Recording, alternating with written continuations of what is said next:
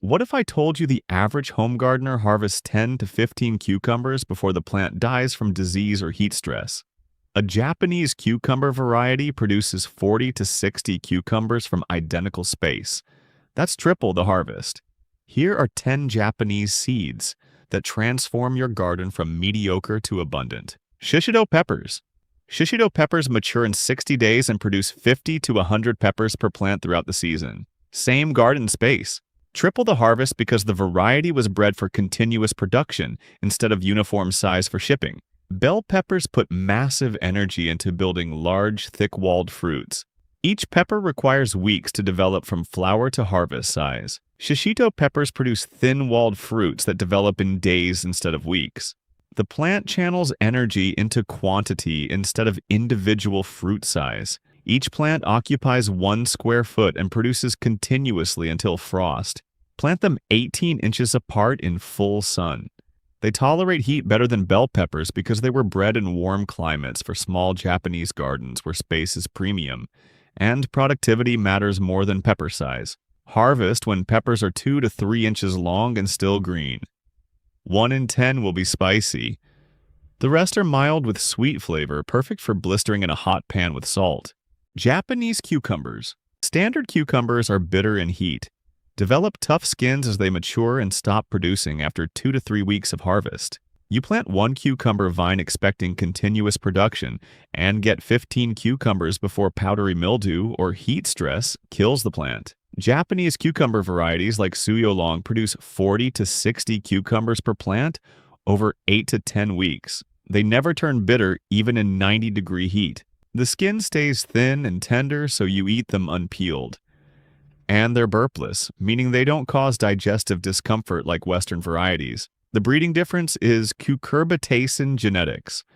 Western cucumbers contain compounds that create bitterness when the plant experiences heat or water stress. Japanese varieties were selected for low cucurbitacin genetics over centuries of cultivation in hot, humid summers. Japanese cucumbers grow 12 to 15 inches long, but you harvest them at 8 to 10 inches for best texture. They're ribbed and slightly curved instead of perfectly straight because they weren't bred for mechanical harvest. Plant them on a trellis to save ground space. One plant climbs 6 feet vertically and produces from the same footprint a bush cucumber would sprawl across. Harvest every 2 days once production starts. The plant keeps flowering and fruiting as long as you keep picking. Mizuna. You're planting lettuce that bolts the moment temperatures hit 75 degrees. You get 1 harvest in spring before the plant sends up a seed stalk and turns bitter. Mizuna is a Japanese mustard green that tolerates both cold and heat. Plant it in early spring and harvest leaves 4 to 6 times before it finally bolts in summer heat. Or plant it in late summer for fall and winter harvests in mild climates. Each planting gives you multiple harvests instead of the single harvest Western lettuce provides. Mizuna grows from a central crown at soil level. You harvest outer leaves by cutting them 1 inch above the crown. The crown produces new leaves from the center within 7 to 10 days. You harvest again. The plant regrows 4 to 6 times from a single planting before it exhausts energy reserves and bolts. 1 packet of seeds planted in a 1-foot wide row gives you 20 to 30 plants. Those plants provide salad greens for a family of 4 for 8 to 12 weeks from 1 planting. Compare that to head lettuce where you plant 30 seeds, harvest 30 heads once, and replant if you want more. Mizuna has a mild peppery flavor, not the strong mustard bite of arugula. It grows in partial shade, making it perfect for spots where tomatoes or peppers would struggle. Plant seeds 1/2 inch apart in rows, thin to 2 inches apart once seedlings emerge. First harvest comes in 25 to 30 days. Subsequent harvests every 10 days after that.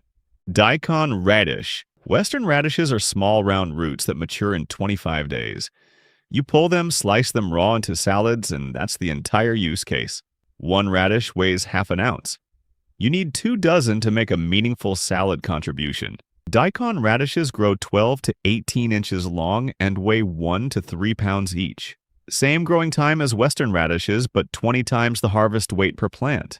And daikon is versatile in ways Western radishes aren't. Slice it raw for salads. Grate it as a condiment for fish or grilled meat. Pickle it for long-term storage. Simmer it in soups and stews where it absorbs flavors like a mild turnip. The roots store for months in a cool basement or refrigerator. You're getting a storage crop from a plant that matures as fast as a salad radish. I plant daikon seeds 1 inch apart in rows, thin to 6 inches apart once they germinate. The roots need loose soil to grow straight and long, so work compost into the top 12 inches before planting. Some varieties are bred for fall planting. They tolerate light frost and actually sweeten after cold exposure. Plant in late August for October to November harvest. One 10-foot row produces 15 to 20 daikon roots, weighing 30 to 50 pounds total. Japanese eggplant globe eggplants produce 4 to 6 fruits per plant. Each fruit weighs 1 to 2 pounds and contains abundant seeds that turn bitter when overcooked. The plants take 75 to 85 days to produce the first harvest and decline quickly after that initial flush. Japanese eggplant varieties produce 20 to 30 slender fruits per plant over 10 to 12 weeks. Each fruit weighs 4 to 6 ounces and contains minimal seeds. The flesh is tender and sweet with no bitterness even when fully mature. Globe eggplants were selected for large size and firm flesh that ships well. Japanese eggplants were bred for continuous production and eating quality in home gardens, where people harvest daily and cook fresh. Japanese eggplant fruits are 6 to 8 inches long and 2 inches in diameter. Slice them lengthwise, brush with oil, and grill. The thin skin becomes tender and the flesh stays creamy instead of turning spongy like overcooked globe eggplant. The plants produce flowers continuously once they start fruiting. Every flower becomes a fruit if conditions are right. You harvest every 3 to 4 days throughout summer. The more you pick, the more the plant produces because you're preventing seed development that would slow new flower production. Plant them 2 feet apart in full sun. They tolerate heat better than tomatoes and keep producing through 90-degree days that would shut down other vegetables. Edamame. Green beans produce once. You plant them in spring, harvest for 2 to 3 weeks in summer, and pull the plants when production stops. One 10-foot row yields 4 to 6 pounds of beans. Then you replant if you want more. Edamame produces similar yields but with double the protein content, and a bonus benefit that green beans don't provide. Edamame plants fix nitrogen from the air through root nodules containing rhizobium bacteria. They're actively improving your soil while producing food. Plant edamame where you'll grow heavy feeders like tomatoes or squash next season. The residual nitrogen feeds those crops without additional fertilizer. Here's the productivity difference. Edamame pods contain 2 to 3 beans each compared to green beans with 5 to 7 beans per pod. But edamame beans are twice the size and contain complete protein with all essential amino acids. Green beans are mostly fiber and water. You're getting more nutrition per square foot, even though pod count might be similar. Harvest edamame when pods are plump but still green, before beans fully mature and harden. Boil the whole pods in salted water for 5 minutes. Squeeze beans out of pods directly into your mouth. The flavor is rich and nutty, nothing like the bland grocery store frozen edamame. Plant edamame seeds 2 inches apart in rows. They don't need trellising like pole beans because plants grow as compact bushes 18 to 24 inches tall. First harvest comes in 75 to 85 days. The plants produce for 3 to 4 weeks before beans mature and production stops. And succession plant every 2 weeks for continuous harvest through summer. When production ends, cut plants at soil level and leave roots in the ground. Those nitrogen-filled root nodules decompose and feed next season's crops. You're growing a soil-building crop that produces high-protein food simultaneously. Kabocha squash. Butternut squash takes 100 to 110 days to mature. The fruit store for 3 to 4 months if kept cool and dry. You plant 3 vines in spring, harvest 9 to 12 squash in fall, and hope they last until winter before rotting. Kabocha squash matures in 85 to 95 days and stores for 6 to 8 months without refrigeration. The flesh is denser and sweeter than butternut with a texture like sweet potato when roasted. And kabocha vines are more compact than butternut, saving garden space while producing similar yields.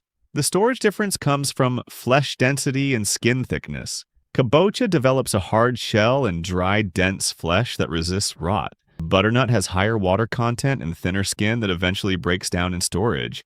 You're growing a true storage crop that bridges the gap from fall harvest through early spring. Plant kabocha seeds in hills with 3 to 4 plants per hill. Space hills 4 feet apart. The vines spread but not as aggressively as butternut or acorn squash.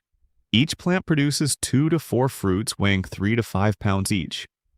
Harvest when the stem attached to the fruit turns brown and corky. The skin should resist fingernail puncture. Cure the fruits in a warm, dry location for 2 weeks before moving them to cool storage. This hardens the skin and converts starches to sugars, improving flavor. Kabocha doesn't need peeling before cooking because the skin softens when roasted. Cut the squash into wedges, roast at 400 degrees for 30 minutes, and eat the whole thing including skin. The flavor is sweet and rich without added sugar or butter. You're getting a complete storage vegetable that provides food security through winter months when fresh garden production stops. Komatsuna, you get 1 spring harvest before plants send up seed stalks and turn bitter. And spinach takes 45 to 50 days to reach harvest size. That's 7 weeks of garden space for 1 cutting. Komatsuna is Japanese spinach that tolerates heat up to 85 degrees and matures in 30 days. Plant it in spring for early harvests. It keeps producing through early summer heat when regular spinach would be long gone. Or plant it in late summer for fall and winter production. Cut and come again harvesting means you get 3 to 4 cuttings from each planting instead of the single harvest spinach provides. The leaves are tender with a mild flavor, less mineral and slightly sweet compared to spinach's earthy taste. Use komatsuna anywhere you'd use spinach. Raw in salads when young, sautéed as a side dish when mature, added to soups in the last few minutes of cooking. The stems are tender enough to eat, unlike mature spinach stems that turn fibrous. Plant seeds half an inch apart in rows or broadcast them in wide beds. Thin to 2 inches apart once seedlings emerge. First harvest comes at 30 days when leaves are 4 to 6 inches long. Cut leaves 1 inch above the crown. New growth appears within a week. You harvest again in 10 days. The plant regrows until heat or cold finally stops production.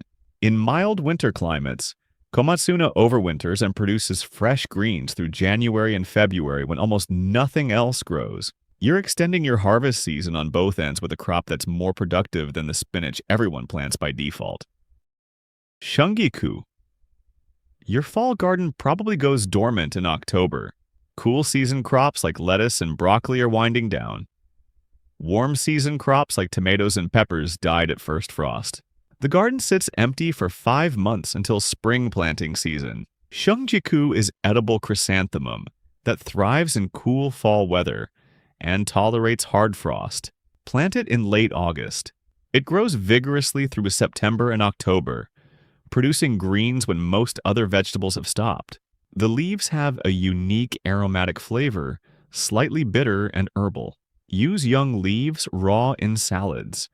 Use mature leaves cooked in stir-fries or soups where the flavor mellows and complements rich dishes. The plant produces edible leaves and ornamental flowers simultaneously in late fall. You're getting food and beauty from the same square footage. Shungiku contains aromatic compounds that deter aphids and cabbage worms. Plant it near fall brassicas like kale and cabbage. The scent confuses pests and reduces damage without chemical sprays. You're using one crop to protect another through companion planting that actually works. Seeds germinate in cool soil down to 45 degrees. Plant them 1 inch apart in rows, thin to 4 inches apart once established. First harvest comes in 40 to 50 days. Cut outer leaves and let the center continue growing. The plant produces continuously until hard freezes below 25 degrees kill it. In mild climates, Shungiku overwinters and produces through December and January. You're filling the late fall and early winter gap when fresh vegetables are scarce and expensive.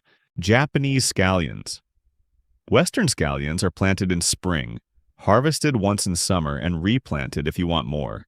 One bunching onion packet gives you 50 to 70 plants. You harvest them over 2 weeks and the crop is finished.